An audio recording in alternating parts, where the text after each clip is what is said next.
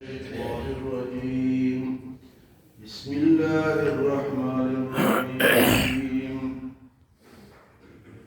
أم تسألهم أجرا فهم من مغرم مثقلون أم عندهم الغيب فهم يكتبون فاصبر لحكم ربك ولا تكن كصاحب الحوت إذ نادى وهو مكظوم لولا أن تداركه نعمة من ربه لنبذ بالعراء وهو مذموم.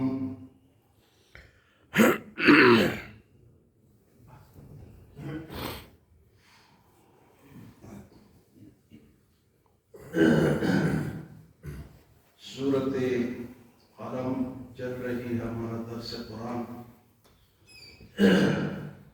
یہاں تک بات پہنچی کہ اللہ پاک نے فرمایا کہ یہ لوگ جو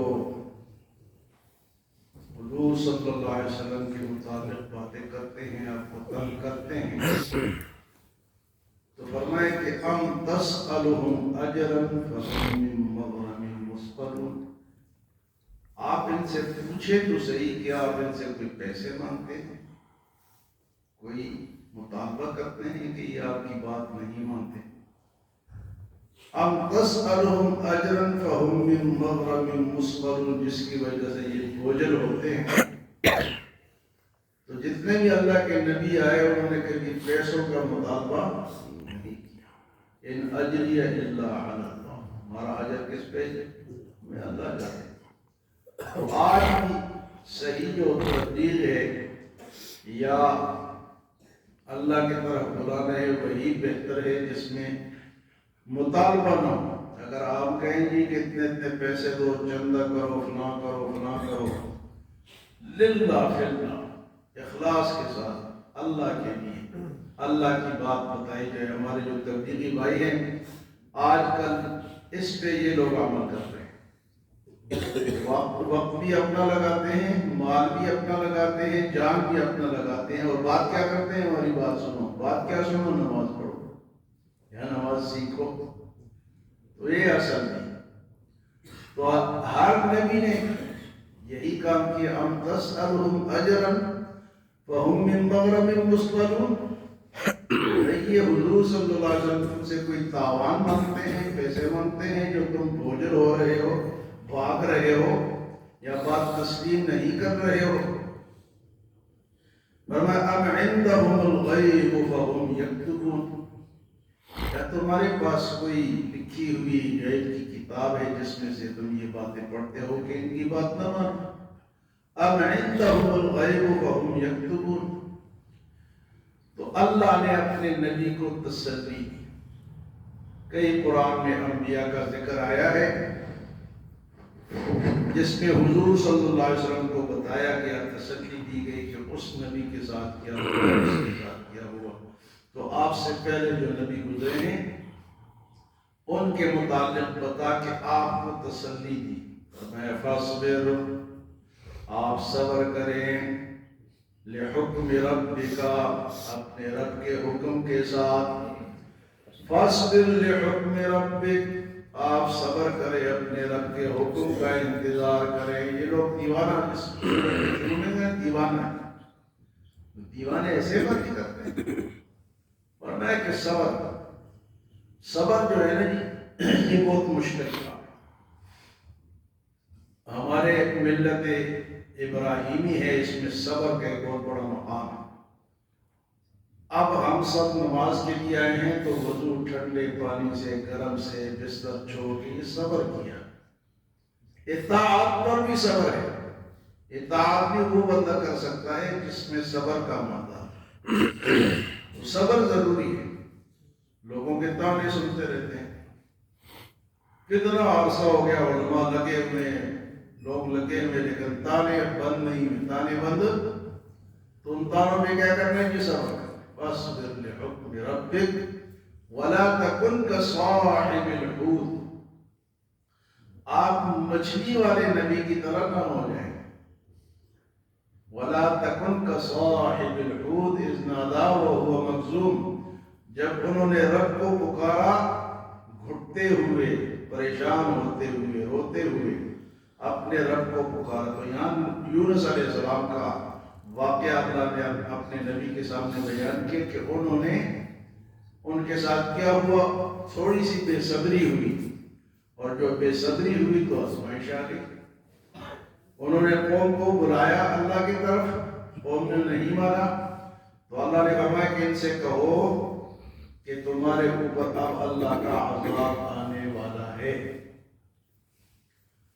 تو جب یہ اللہ کی طرف سے حکم آ گیا، آپ نے لوگوں کو بتا دیا کہ اتنے دنوں میں تمہارے اوپر اللہ کا عذاب آئے گا، تو آپ نے اگلے وحی کا انتظار نہیں کیا کہ اب میں کیا کروں۔ آپ وہاں سے نکل گئے، بچے لے کے وہاں سے نکل گئے کہ بھئی اب تو اس بستی میں تو عذاب آنے والا ہے نا۔ تو اپنے اشتہار سے انہوں نے یہ فیصلہ کیا، لیکن اللہ کی وحی کا انتظار نہ کیا، جس سے حضرت یونس علیہ السلام کی آزمائش آگے گئے۔ دریا تھا، دریا میں کشتی میں جانا تھا، کشتی میں بیٹھے، کشتی ہچکولے کھانے لگی، وہ بھنور میں پھنس گئی۔ تو ملاحوں نے کہا کہ یہ کام ہمارے ساتھ تب ہوتا ہے جو کوئی اپنے آقا سے بھاگ کر آیا، اپنے مولا سے بھاگ کے آیا۔ تو اب یونس علیہ السلام نے سوچا کہ میں نے تو اللہ سے اجازت نہیں، تو انہوں نے کہا جی میں، انہوں نے کہا شکل کو دیکھے، نورانی شکل، اللہ کا نبی، خوبصورت آدمی، یہ کس طرح یہ بات کہہ سکتے ہیں؟ تو کہا قراندازی کرتے ہیں، قراندازی کرتے ہیں۔ تو قراندازی کی، ایک دفعہ کی تو یونس علیہ السلام کا نام آ گیا، دوبارہ کی کہ بھئی پھر بھی وہ نہیں مانے والا کہ بھئی یہ نہیں ہو سکتے، دوبارہ کی پھر آپ کا نام آیا، تیسری بار پھر آپ کا نام آیا، پھر آپ کو مجبوراً انہوں نے دریا میں ڈال دیا۔ دریا میں ڈالا تو ادھر سے اللہ نے مچھلی کو حکم دیا کہ جاؤ میری نبی کو نگل لو، لیکن یہ بات یاد رکھو کہ میرا نبی جو ہے، میرے نبی کے لیے تیرا پیٹ جو ہے وہ تو نے کھانا نہیں ہے، ان کو اپنے پیٹ کے اندر سنبھال کے رکھنا ہے، ان کی حفاظت کرنی ہے۔ یونس علیہ السلام مچھلی کے پیٹ میں گئے، 3 دن 10 دن یا 40 دن مچھلی کے پیٹ میں رہے، یہاں تک کہ جب آپ نے یہ دعا کی وَظَنُّونِ إِذْ ذَهَبَ مُغَاضِبًا فَظَنَّ أَن لَّن نَّقْدِرَ عَلَيْهِ فَنَادَىٰ فِي الظُّلُمَاتِ أَن لَّا إِلَٰهَ إِلَّا أَنتَ سُبْحَانَكَ إِنِّي كُنتُ مِنَ الظَّالِمِينَ۔ اے اللہ مجھ سے تو غلطی ہو گئی اور تو ہی معاف کرنے والا ہے، اور اس مصیبت سے تو ہی مجھے نجات دے۔ اس لیے کہتے ہیں، بزرگان دین نے لکھا ہے، کسی آدمی کو کوئی مسئلہ ہو، اس آیت کریمہ کا 100 لاکھ مرتبہ وظیفہ کرے، ایک آدمی کرے، 2 کرے، 10 کرے، مل کے کرے، 100 لاکھ ہو۔ یہ بزرگان دین کا تجربہ ہے، 100 لاکھ دفعہ کا لا الہ الا انت سبحانک انی کنت من الظالمین کا وظیفہ کیا جائے تو اللہ اس پریشانی کو دور۔ تو یونس علیہ السلام کی پریشانی، ایک رات کا اندھیرا، ایک دریا کا اندھیرا، ایک مچھلی کے پیٹ کا اندھیرا، 3 اندھیروں میں جب اللہ کے نبی نے کس کو پکارا؟ اللہ کو پکارا۔ تو پکار ہمیشہ کس کو پکارنا چاہیے؟ نبیوں نے کس کو پکارا؟ لا الہ، کوئی نہیں ہے تیرے سوا، کوئی معبود نہیں، کوئی مشکل کشا نہیں، کوئی حاجت روا نہیں، کوئی عالم الغیب نہیں، کوئی حاضر ناظر نہیں، کوئی مختار کل نہیں، اگر ہے تو اللہ ہے۔ لا الہ الا انت سبحانک، میرے رب تو پاک، تیرے سوا کوئی مشکل کشا نہیں، انی کنت من الظالمین، مجھ سے تو غلطی ہو گئی۔ آدم علیہ السلام نے کہا ربنا ظلمنا انفسنا وان لم تغفر لنا وترحمنا لنكونن من الخاسرین. تو اس دعا کی برکت سے مچھلی نے ان کو دریا کے کنارے اگل دیا. لیکن اس گرمی سے اندر جو ہیٹ تھی مچھلی کے پیٹ کے اندر، ان کے سارا جسم جو تھا وہ نرم ہو گیا. تو دریا کے کنارے اللہ پاک نے ایک پودا اگا دیا کدو کا، جس کے پتے نرم ہوتے ہیں. اس پہ پھر آپ کچھ عرصہ رہے. تو یہ واقعہ اللہ پاک نے اپنے نبی کو سنایا کہ آپ نے صبر کرنا ہے. یونس علیہ السلام نے تھوڑی جلدی کی تو بڑوں کی جو لفظش ہے نا وہ اس پہ بھی پکڑ ہوتی ہے.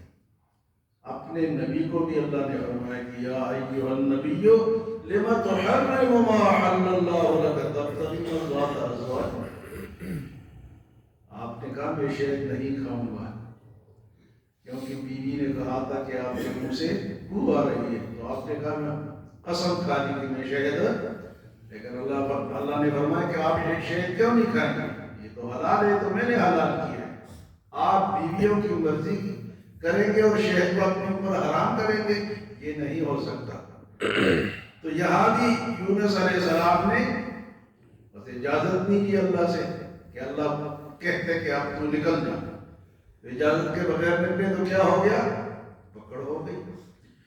فرمایا فاصبر لحکم ربک ولا تکن کصاحب الحوت اذ نادى وهو مكظوم لولا ان تدارکہ نعمت من ربہ. اگر اللہ ان کا رب کی نعمت ان کی تدارک نہ فرماتے، حفاظت نہ فرماتے، لنبذ بالعراء وهو مذموم، تو ان کو دریا کے کنارے ڈال دیا یہاں تک کہ وہ کمزور تھے. انہی آیات میں آگے ایک اور آیت ہے، آج درس میں وہ بھی سنانا تھا لیکن اس میں بھی بڑی باتیں ہیں. نظر بد کے لیے وہ آیت کل آپ کو سناؤں. کل تو جمعہ ہے اور اتوار کے دن پھر درس ہوگا. تو بہرحال یہاں آج کے درس میں کیا حاصل ہوا جی؟ کہ صبر. اپنے نبی کو کہا کہ صبر کرے، اور لفظ اگر ہو جائے، کوئی پریشانی آ جائے تو کون سا وظیفہ پڑھیں؟ لا الہ الا انت سبحانک انی کنت من الظالمین. اللہ ہمیں عمل اور سمجھ کی توفیق عطا فرمائے.